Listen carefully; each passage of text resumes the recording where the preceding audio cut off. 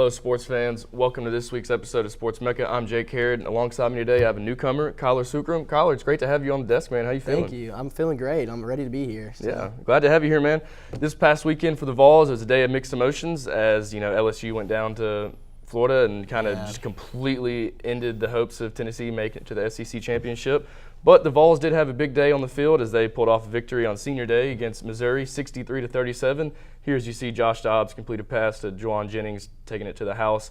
Jennings had a big day. He only had 4 catches, but he had 67 yards and 2 touchdowns. Dobbs had a huge day, 5 whole touchdowns. He was running all over the place, 19 yards per carry for 10 carries. And he had a good day passing, over 10 yards per pass. So it was a great day for Dobbs on his last game in Neyland. Yeah, it was definitely good to see Dobbs go out on a good note like this. Here you see Tyler Bird running around the edge, and Dobbs is laying out his body for his teammate, getting in the end zone. The defense once again looked pretty bad. I mean, this is back-to-back weeks giving up 400 yards on just the ground. Obviously injuries have played a big factor in that. Here you see Micah Abernathy taking a pick, running down the sidelines. But yeah, the defense just once again looked really slow, and I don't really know what's happening. I mean, obviously injuries are just catching up to them. But luckily we were able to come out with the win either way, but 700 yards to the opposing team is just not going to cut it. Can't do that. I mean, I guess that's the reason why we're an 8-3 team right now and not as good as everybody hoped. Here you see Dobbs keeping it on a 75-yard touchdown run. I mean, this is crazy. This really just was the dagger in the heart for this game. Josh has the wheels. Yeah, I mean, he has the wheels, like you said. I mean, he was just moving down the sideline right there. I mean, they looked great on offense. Defense has obviously got to fix some things as they played Vandy this week, and what Butch Jones called an exceptionally good team. They're going to be exceptionally challenged, so hopefully they can. They did have a great game this weekend, so hopefully they don't come off that too hype. Yeah, hopefully not. In other news, let's keep it on rolling with Tennessee sports. The men's basketball team won over Appalachian State this past weekend, 103-94. Robert Hubbs led the team on the way with 16 points. They are currently in action right now with Wisconsin at the Maui Invitational. Dude, we'll have to see how they do against Wisconsin. It'll be a good test for us. Definitely a good test. Wisconsin's a top 10 team. Hopefully they can maybe pull off an upset. Rick Barnes has really got to get these guys inspired right now. Speaking of inspiration, the girls' team went down to Penn State last night, 70-56, and what Holly Warlick called an extremely uninspired basketball team. How do you think about that? I thought they were going to be doing well this year, like they always do, and then they lose to Penn State. I mean, I have faith in them, though. They've got to take on Virginia Tech next week. We'll see. Yeah, Virginia Tech's not a team to look over. I mean, they're a pretty decent team, but, Holly Warlick's got to get these girls going. Mercedes Russell led the way last night with 14 points and 11 rebounds. Hopefully, they're 3-1 on the season. They're a top 25 team. They just got to actually play like it and continue to roll with the punches and keep going. So, Kyler, sticking with football here, our video team actually went on campus the other day and did a little package asking students around campus if they actually know their stuff about Tennessee football. Let's take a look. Let's see. Who do you think is the best option to fill Jalen Hurd's shoes for this season and possibly next season? This season, if he comes back, Kamara, no doubt. Then after that, John Kelly's a good solid runner too. He'll run the offense really well because he can catch the ball, get it in his hands, make a guy miss in the backfield. So I think he'll be a good addition to the offense. I think that Alvin Kamara is doing a great job at running back. We also have the young buck, Jay Kelly. I think that he's going to be an excellent backup for Kamara because, I don't think that losing Hurd is going to be that big of an issue for our offense. He wasn't a major component of it anyway. I would go with Alvin Kamara. All right. So with the recent transfer of Jalen Hurd, how do you think that backup running back Will Smith will do finishing out the season? I don't know. Do you think he's going to do better than Jalen Hurd did? I hope so.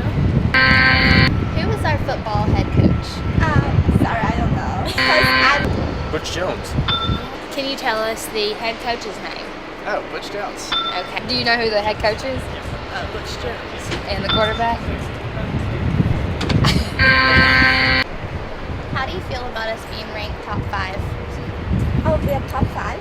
Yes. That's very exciting. And what do you think about Josh Dobbs being a Heisman hopeful? I think that would be great. I think that would be a huge. Do you know what UT coach has a memorial outside of Thompson Bowling Arena? Pat Summitt. All right, let's keep it rolling with some more UT sports. men's basketball team took on Appalachian State over the weekend. Yeah, they had a good outing, 103-94. It was a really balanced offense. That we had a couple people off the bench going for double digits. Freshman Jordan Bone, he had 8 assists. He's trying to find his way into the starting lineup. And what do you think about it? Yeah, the team definitely looked deep this past weekend. I mean, like you said, multiple guys coming off the bench with double-digit points. Robert Hubbs led the way with 16 points on this day. Like you said, the Tennessee men's team looked pretty well. I mean, as long as they continue to play like this, they can make a splash in the SEC and hopefully, get to a good spot in the tournament by the time that rolls around. Yeah, they're playing as we speak right now in the Maui Invitational against Wisconsin, number 9. It's going to be a good test for them, so we'll have to see what they're made of this week. Yeah, definitely. Hopefully, they can show how much they can really fight in this game. Girls basketball team, man, they've always been very good, and last night they looked really slow to Penn State, going down 70-56, and what Holly Warlick described as a extremely uninspired basketball team. What do you have to say about that? That's just something new as a UT sports fan. The girls' team's always so driven. They always just have everything going for them, especially early on in the season. Usually stuff doesn't start happening until later on. They always kick off the season in a good way and really get going. But, right now they're looking kind of rough. Hopefully Holly Warlick can get this team to where it needs to be. Mercedes Russell actually led the way last night with 14 points and 11 rebounds. The girls are 3-1 on the season, and they take on Virginia Tech in their next game at home. Sticking with some more UT sports, we're going to throw it over to Kiaja McCabe right now to get a little package about volleyball. As the Lady Vols volleyball season comes to a close, they matched up against the LSU Lady Tigers for the first time this season.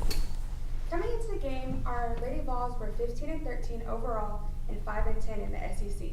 Their opponent, Lady Tigers, came in 9-17 overall and 4-11 in the SEC.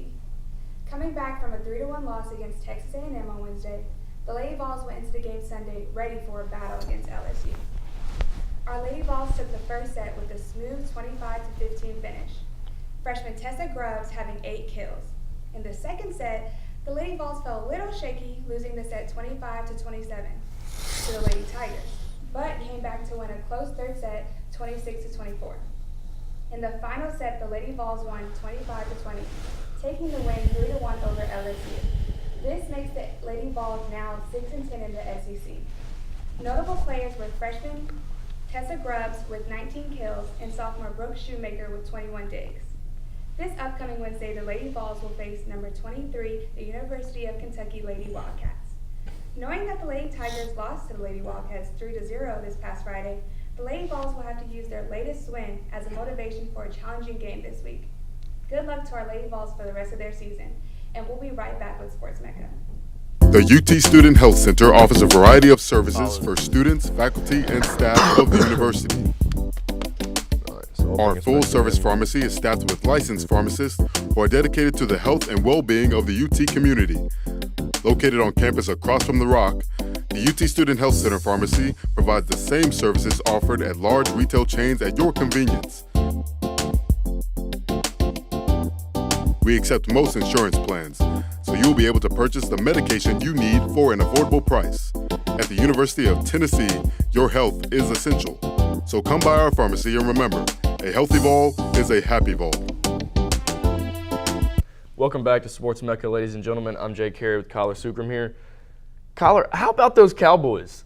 Dude, the Cowboys this year, they've been surprising me, surprising the entire NFL. They really have. I mean, and Such almost young guys. Yeah, it was led by 2 rookies, Dak Prescott and Zeke Elliott. I mean, but it's almost to the point now where you know what they're going to do on the field, and you know what you're going to get from them. I mean, this is the longest win streak the Cowboys have had in regular season. Years, but ever. Oh, really? Yeah, 9 games is the longest streak they've ever had. Now, just the only question is, are they legit? Are they going to hold up later on in the season as Cowboy teams don't usually do?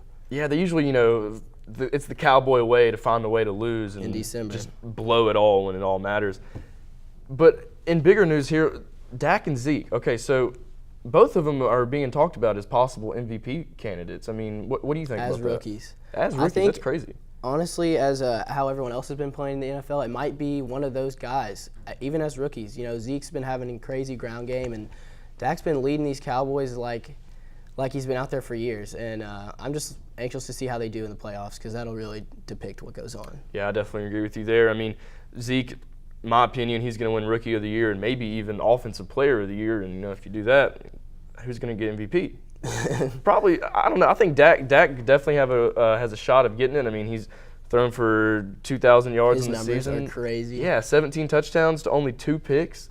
I mean, that's unheard of. It's looking like his college numbers, Yeah, it's like he's playing in the backyard. It's nothing to him. He seems like a 12-year vet right now. Sticking with the NFC East, the Redskins last night, they looked good. They looked really good. They looked great. Even good old Kirk Cousins looked great with 375 yards and 3 touchdowns.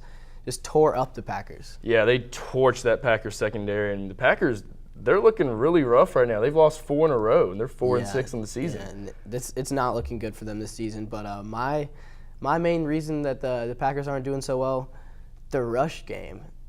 Aaron Rodgers led them in rushing this weekend. It's happened multiple times this season. He can scramble, but that's just not how it should be for the Packers. They need more ground game if they're going to go back to the elite status that they've been in for the past few years. Yeah, I agree with you. Their injuries have kind of had something to do with that as well. But, Mike McCarthy, he's been there for a while. You think his head coaching job is up in jeopardy? I don't know. As good as they've been for years, I don't think one season will really do that, but we'll have to see how they do from here on out. Yeah, injuries are just killing them, defensive side of the ball. They had to put Clay Matthews at inside linebacker last night. They're just finding somebody who they can plug in. Trying to fill the holes. Yeah, it's just injuries are killing them right now. Staying with the NFL here, Jared Goff finally made his NFL debut yesterday. He finally got on the field. Finally, after the Rams traded 3 picks to go up to number 1 and take this young man, he finally gets on the field to get to play. Had a decent day, 17 of 31, 134 yards. Nothing too spectacular, but the offense looked really slow the whole game. Miami wasn't having it. They weren't having the story of Jared Goff making his debut and just lighting him up. They decided they were going to play tough this game, and they actually beat them. So. Yeah, the Dolphins have actually won 5 in a row now, and they actually scored 2 touchdowns in the final 2 minutes of the game to win this. Oh, wow. Yeah, the Rams defense just kind of fell apart at the end. Really stinks for Jared Goff in his little debut, but it's NFL. It's going to happen. Why don't we talk about possible Super Bowl right now? Midway through, Midway through, yeah. Talks are really, really getting heated right now. One team we were just talking about, the Cowboys. Are they a real contender? I think nobody's leaving them out of the conversation from here on out because of how Dak's been playing and there hasn't been seen very much strife from them this week. Yeah, I agree with you. I like the Pats as well, like in the conversation. And I know you were telling me about the Seahawks. Yeah, I love those Seahawks. I love the way they just ground and pound, and the offense is really starting to click. Jimmy Graham's finally turning back into himself. Doug Baldwin keeps finding a way to make big plays. Actually threw a touchdown pass to Russell Wilson this past weekend. Yes, that was crazy, just seeing him catch the ball. Yeah, I'm liking the Seahawks right now. I think they're definitely going to. They started kind of shaky, but that's what took them out of the conversation for me. All right. Yeah, I kind of see what you're saying there. But yeah, for me, I think there's only a handful of teams who are real contenders. The NFC East actually is pretty much loaded right now, and so is the AFC West. They're probably the best 2 divisions, but we could see 2, maybe possibly 3 playoff teams coming out of those divisions. Why don't we take a little break here and go to commercial? Why don't y'all stay tuned with us? We got some NBA to talk about and some college football. UT Student Health Center offers a variety of services for students, faculty, and staff of the university. Our full-service pharmacy is staffed with licensed pharmacists who are dedicated to the health and well-being of the UT community. Located on campus across from the Rock, the UT Student Health Center Pharmacy provides the same services offered at large retail chains at your convenience. We accept most insurance plans, so you'll be able to purchase the medication you need for an affordable price. At the University of Tennessee, your health is essential. So come by our pharmacy and remember, a healthy vol is a happy vol. Welcome back to Sports Mecca, and before we talk about a little NBA action, we just received breaking news that the U.S. men's national team head coach has been fired, Jurgen Klinsmann. They haven't been doing very well in qualifiers this year, and we were all just wondering, are they going to make the World Cup? But they have just gone ahead and taken action and fired Jurgen Klinsmann. Yeah, it's pretty shocking news. But then again, I mean, they just went down this past weekend and To Costa Rica. yeah, and they're just not going to make it to the World Cup. It seems like. I hope not. I would be sad watching the World Cup without my USA team in there. Yeah. Why don't we get into a little bit of NBA basketball here? All right. So a lot of people are talking about the power rankings. That's pretty much the biggest conversation with the NBA lately. Cleveland's still at the top despite losing this week. Can they repeat? You know, I definitely think they can repeat. LeBron is the best player on the planet. I don't think anybody's going to take that from him for the next couple of years. Agreed. And this is the best start to a team LeBron's ever had, best start to a season a LeBron team has ever had, And, you know, they just continue to just keep looking great and impressive every single game on the court. Yeah, it looks like they didn't miss a step this offseason, which is great for the Cavaliers. Yeah, it's very good. There's no hangover from the championship. The Clippers, though, man, they're 12-2 on the season. How about the Clippers? Yeah, they took their second loss this season. This week, and just like the Cavs, but I still put them at the top. You know, they've never looked this solid earlier on in the year. I mean, a Clippers trend is to go really well in the regular season and then end really soft in the playoffs in the second round. You know, they can't get past the second round, but maybe this year will be different. So Do you think they're for real? I'm starting to believe so. I mean, that bench is deep, and, you know, Chris Paul and Blake Griffin and DeAndre Jordan. I mean, Lob City is back in action. They've been together for like a couple years now, so yeah, they have good chemistry. Great chemistry, and, you know, Doc Rivers and everybody, hopefully they can really get this team where it should be, and maybe even possibly kicking out Golden State in the playoffs. Yes, you never know. San Antonio, somebody Yeah, big. you never know.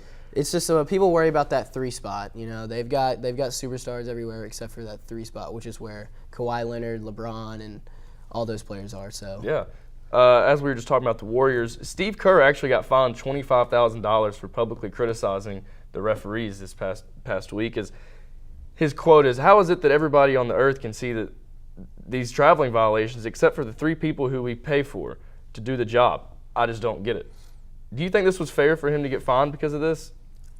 I think they're just sensitive when somebody says something about them that they actually can't disagree with. These traveling violations, I see them all the time when I'm watching, and I know everyone sees them. How can these guys on the side of the court not see them? And I guess that's what he was just trying to say. And I don't think he should get in trouble for speaking his mind like that. That's pretty sensitive of him. Yeah, officials all across sports right now are really getting criticized. Even in the NFL, everybody just is really dogging on them. But I don't really think it's fair that a coach coming off of a loss and not happy with how the officiating went, I don't see why that's fair to fine him $25,000 because of one little statement. That just doesn't seem right to me. I don't know. Let's get into a little bit of MVP talk. For me, man, Russell Westbrook, he is just a monster. He's a walking havoc. Yeah, he's a walking triple-double. He just continues to get it done every night. He had 15 rebounds last game, and he didn't have a single rebound in the second half. And not only is he doing things on the stat sheet, he's making big plays for OKC this season, and that could be huge for his MVP conversation. Definitely. He hit a game-tying 3 to go into overtime the other night. Another name you obviously got to stay in the talks, LeBron James. I mean, he's going to get his team involved, and he's going to get his every single game. You know, when the Cavs are making waves, it's because of LeBron. He has a good supporting cast, but he's the one who's behind it. Even though he sat out this week, he sat out and they lost. So he just took a game off and thought Kyrie and Kevin Love could do it, but that goes to prove he really is the most valuable player. Exactly. On the best team without him, they still lost. And then you got to bring up James Harden. You know, they switched his position this year. It's been great. I did not know how his point guarding skills would work, but he's been getting assists left and right and grabbing a couple of triple-doubles. So he's definitely in the conversation for MVP. I agree with you right there. He seems really natural at the point guard position, and it seems like it's just going to improve, and he's just going to get better and better as the season goes along. Why don't we switch gears a little bit, get into some college football? As we stated earlier in the show, Tennessee's hopes of getting to the SEC championship finally came to a close this past weekend as LSU went down at home against Florida. Yeah. Here you see them trying on the 1-yard line with 3 seconds left, do a little pitch to Geis. Looks like they had a little miscommunications about where he was going to go right there. Yeah, everyone in Knoxville was watching this play, hanging on to the edge of their seats, just hoping. A lot of people even celebrated. They thought he was in, and I was just appalled that he didn't outstretch his arm. I personally thought he was in, too. I mean, it's just crazy that it went down like that. It kind of seemed like a little Les Miles play right there, a little bit of flashback. Yeah.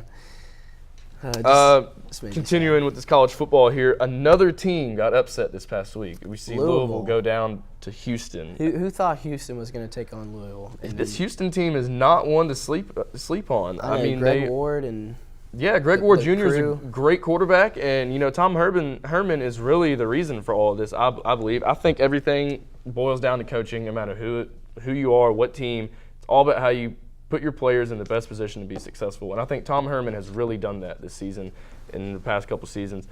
He's one of the most talked about coaches right now. Do you think with these talks of Charlie Strong being dismissed at Texas, do you think he's about to head to Texas? I mean, it would put him in a better position to be successful at a Texas team, and you stay in state. But I don't know what they're going to do after Charlie Strong. They fired him this week, so we'll have to see on that. Yeah, I mean, he's one of the most talked about coaches right now, and I'm sure he's not going to stay in Houston for too long. Yeah, that check was going to look way too good from a big-time school. Yeah, but how about Lamar Jackson's performance in that game? I mean, he didn't have a good game. He only had 211 passing yards and 1 touchdown, and was held to 33 rushing yards and 25 attempts. By his standards. And his monster season that he's had, I mean, he did not look well. But a big reason for that was, man, those Louisville receivers could not hang on to the ball. They were dropping passes left and right. And Houston's defense, actually one of the first few teams to slow down this man. He's been going ham on every single team he's played, but it was his rushing stats that really threw me off this week. He always goes for a lot, and he had like 1.3 yards per carry this weekend. So yeah, this really stinks to see that. This has probably affected his Heisman candidacy a little bit, but honestly, Slightly. I don't know who could take that from him right now. But we'll get into that a little bit later. I don't want to touch on that too much. Really, once again, it's the same conversation every single week, and it seems like it's been this way for the past almost decade now. Can anybody even match up with Alabama? We ask this question all the time, and I just don't think there is. You've got Ohio State, who's on their heels, Michigan on their heels. I just don't think they're anywhere near where Bama is this season. Okay. I agree with you there. I mean, Bama's guys this season, they just look so just big and fast. Like, they're always going to be technically strong, but they've just been running over every team I've seen this week. Yeah, and Jalen Hurd is just continuing to impress, and he just seems to get better and better. They did have a little rough game this past week against UTC, surprisingly, but they got the W. That's all that matters. But once again, I just don't know who can really pose a threat to them in the college football playoffs and even the national championship. I mean, especially when it gets down to the wire like that, Nick Saban's going to have his team in the best shape, the best mindset they could possibly be in. And surprisingly, this true freshman has not seen any trouble this season. He's just not been slowed down by anybody. I can't find a defense yet. So none at all. You just touched on Michigan and Ohio State a little bit there. They actually play this weekend in one of the biggest games in their school's history. Yeah, huge rivalry, and they're both in the top 5 this season, so it's going to be a huge one. Yeah, Ohio State actually barely squeaked out a win this past weekend against Michigan State, 17-16. So it was a pretty rough day for Ohio State. I mean, J.T. Barrett he's putting up big numbers in all season he has, but he was only 10 of 22 for 86 passing yards and 1 touchdown. I mean, that may have been the source of the struggle. But he also had 105 yards rushing on the ground. So not terrible, but not the best game by his standards at all. Here you see Michigan State on the 1-yard line, just pounding it in right there. And they actually went for 2, and this is what did it right here. Boom, interception in the end zone. Oh, wow. Pretty much ball game after that point. Chucking it deep, hoping for just a miracle, another interception. Ohio State, I mean, they're a good team, but I think they're a little overhyped this season. They keep coming down to the wire against people, having to go to overtime, and lost to Penn State on that block kick. I just don't think they're going to be up to Michigan. I think Michigan's going to beat them this weekend. I really do. I think Michigan's got more talent, and their defense has been looking great all season. Yeah, I think it's going to come down to Michigan's defense. I think so too. Big news with the Big Ten. Three teams are in the top 10 or top 5 for the first time since 1960, and actually have 4 teams in the top 10. Penn State, yeah. That stat's crazy. Like I didn't think the Big Ten was going to be like that this year. Yeah, is the Big Ten really that good, or is this just more of the SEC looking bad. I think it's a little bit of SEC having a down think season. This is a down season for I the think SEC, so too. But let's just move on to a little bit of pick'em for this weekend. All right, Florida and Florida State. Who you got? I'm going to have to take Florida State. Don't like the Gators at all, but I think Florida State's a very good 2-loss team, and I think Jimbo Fisher is going to have his team prepared for this big-time rivalry game and find a way to get the W for them. Yeah, as much as I hate to say, I've got Florida this weekend. They've been looking okay this past few weeks. So. Yeah, their defense is really starting to come along, and Jim McElwain's looking like he was the right hire there at Florida. Washington State, this is a big-time game for both teams. Obviously, it's a rivalry, but Washington has got playoff intentions on the line right here. Yeah, they've both been looking very good this season, out of Washington. So I've got Washington because Jake Browning, he just can't be stopped, and I think he gets it done. I agree with you there. Jake Browning has had a great season all year long, and I think Washington gets this W on the road.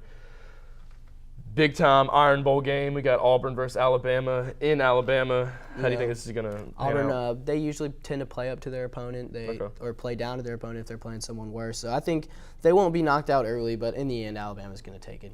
Yeah, I agree with you there. They're full of studs on both sides of the ball. Jalen Hurd is continuing, like I said, to just impress. And, Lane Kiffin's really done a good job of giving him the right formations and really calling the right plays to help him succeed. Another top 25 matchup, Utah versus Colorado. How are you feeling about that? Colorado's a very talented team. Surprisingly, they're in the top 10. I don't know when the last time that happened. Utah's a pretty good team, too. They actually just went down this past weekend. They were ranked at number 12. I'm going to take Colorado at home in this one. I just think they're really pushing for this Pac-12 championship right now, and if they win, they're probably going to be in that game. That would be huge for them. But I think Utah bounces back after that loss, a little embarrassing last weekend. So. Okay. Tennessee versus Vandy. We're going to Nashville.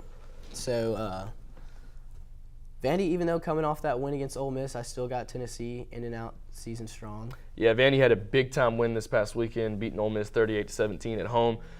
I'm going to take Tennessee in this one, but if we're going to win, we have to stop the run. Yes. We've given up 400-plus rushing yards the past 2 weeks and still won by 30 points. I don't know how that's possible.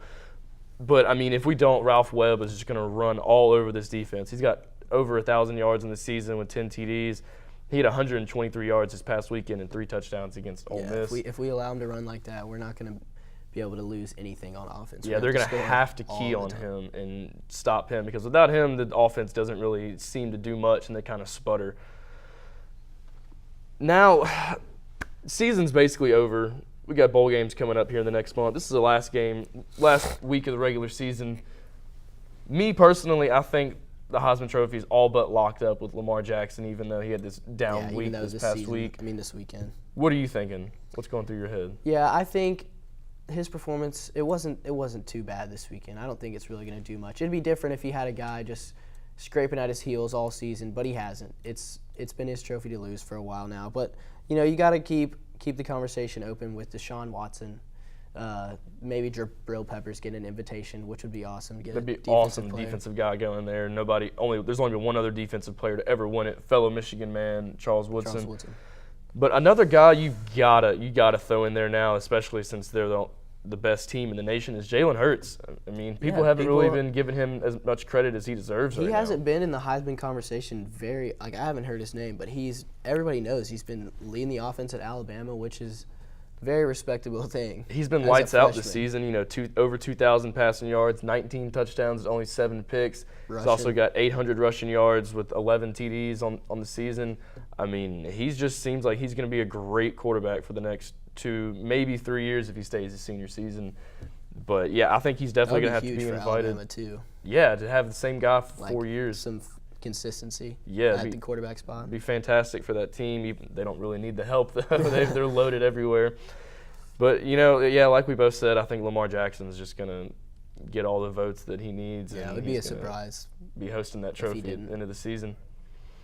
Well, that's about all we have for this week's episode. Kyler, thank you so much for joining me today on the desk. Thank you, Jake. Thank you for tuning in to us. Please join us next week as we finish off the season with Malcolm and Lucas. Thank you.